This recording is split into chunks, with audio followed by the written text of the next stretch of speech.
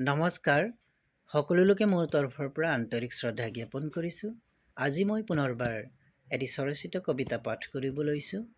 কবিতাৰ শিৰোনাম এক নুবুজা সাঁথৰ। কোনেনো শুনিব, কোনেনো বুজিব, আৰ্তজনৰ দুখে ভৰা জীৱন গাথা।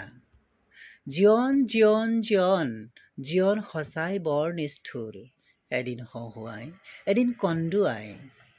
দুখ আৰু যন্ত্ৰণাবোৰ সাগৰৰ দৰে আহে আৰু সকলোবোৰ মাথো বৈ যায়। জীৱন জীৱন জীৱন জীৱন সঁচাই বৰ অনুপম, এদিন সুখ এদিন দুখ। জীৱন দুদিনীয়া, আহে আৰু গুচি যায়, স্মৃতিবোৰ মাথো এটি পৃষ্ঠাত ৰৈ যায়।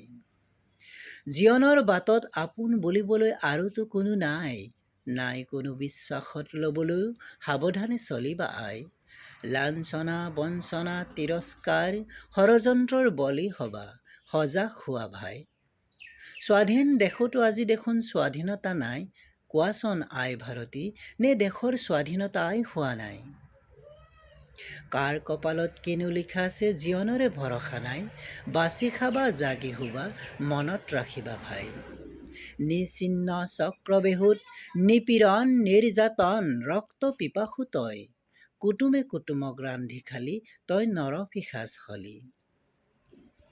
আধৰুৱা হৈ ৰল বুকুত অযুত সপোন, আশাবোৰ নিৰাশা হয়, দেখিও নেদেখা বুজিও নুবুজা বেশ ধৰা, সকলোবোৰ নিমিলা অংকৰ দৰে এক নুবুজা সাঁথৰ হৈ ৰল।